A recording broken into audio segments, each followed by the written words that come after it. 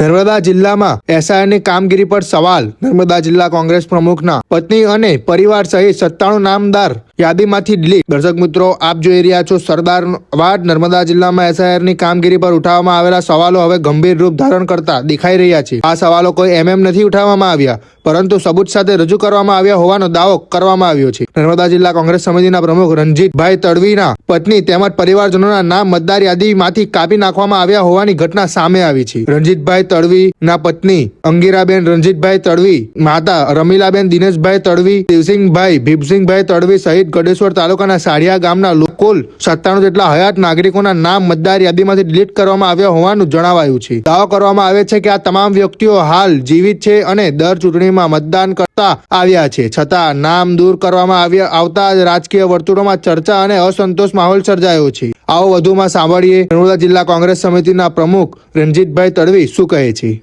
રણજીતસિંહ દિનેશભાઈ તડવી, નર્મદા જિલ્લા પ્રમુખ। જો કાલે મારી પાસે સામના યાદી આવી, મતદાર યાદી નવી, એમાં મેં મારા ગામની ખાલી યાદી જોઈ છે। એમાં મારા ગામમાં જ 598 વોટ છે, એમાંથી 97 વોટ કમી કરવામાં આવ્યા છે। એમાં મારા ઘરના જ છે, માનો કે મારી વાઇફ છે અંગીરાબેન રણજીતસિંહ તડવી, મારી મમ્મી છે રમીલાબેન દિનેશભાઈ તડવી, મારા કાકા લોકો છે, મારા ભત્રીજાઓ છે, મારા ભાઈઓનું પણ નામો કમ છે, એમના મિસિસનું, એટલે બધાથી મારા કુટુંબના 20 થી 25 માણસોનો કમી નામ કર્યા છે ને આખા ગામની અંદરથી 97 કમી કરી નાખ્યા છે।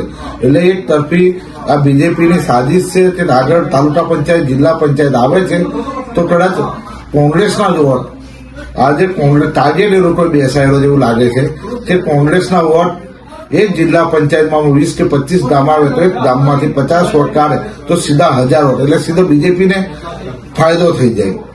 એ રીતે અમે આગળની પણ અમે ચકાસણી કરીએ છીએ બીજી ગામની યાદીઓનો, એમાં પણ અમારા ગામમાંથી 97 વોટ કાઢવામાં આવ્યા છે। એટલે એ ચકાસણી હમણાં અમે ચાલુ જ છે, બધાને બેસાડ્યા જ છે। ખાલી અમે એક જ ગામનું મારે જોયું એટલે મારામાં નીકળ્યું એટલે મેં સીધું વાત કરી મામલતદાર સાહેબને ને આમ બધાને વાત કરી ને એમણે કીધું કે ફરીથી ફોર્મ નંબર 6 એ ભરીને આપો, એટલે અમે જોઈન્ટ કરી દઈએ છીએ। પણ આ લોકોને હજુ કદાચ અમે ના જોતે તો આ લોકોનો સીધો ટાર્ગેટ બીજેપીને જીતાડવાનો છે। બીજેપી સરકાર એમના કોંગ્રેસના વોટ કાઢી નાખવા આ પેનલ કરી ચાલુ કર્યું છે કે ડિલેટ જ આપી દીધું। આ તમે યાદી જોઈ શકો છો, મેં યાદી તમને બતાવું છું, એમાં ડિલેટ માર્યું છે। મારા મિસિસ છે, આ મારા મમ્મી છે, અહીંયા મારું નામ છે જોડે, મારા મમ્મી છે, મારા કાકા આખું નામ। એટલે આ સીધો જ ફાયદો આગળ આવે છે, ઇલેક્શન આવે તાલુકા પંચાયત, જિલ્લા પંચાયત, એટલે બીજેપીને ફાયદો થઈ જાય। હવે કોઈ પણ માણસ વોટ જીતે તાલુકા પંચાયત, જિલ્લા પંચાયતમાં 100-200 વોટથી, તો આ હરેક ગામમાંથી 50-50 એટલે સીધો બીજેપીને ફાયદો થાય, એમના ઉમેદવાર જીતી જાય। આ સરકાર જે અમારા રાહુલજી કહે છે કે વોટ ચોરી કરીને સરકાર બનાવે છે, તે સાચું પ્રૂફ થયું।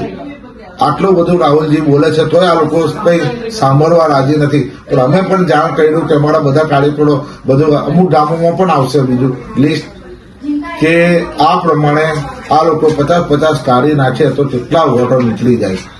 વોટ કાઢવાનું કારણ ઇલેક્શન કમિશનર પણ બીજેપીની બી ટીમ જેવું લાગે છે કે ઇલેક્શન કમિશનર આટલા જ ઘરના જ માણસો, મારા જ ઘરના માણસો કાઢી નાખતા હોય એઝ એ પ્રમુખ તરીકે ગામમાં, તો બીજા ગામોમાંથી કેટલા કાઢી નાખ્યા હશે।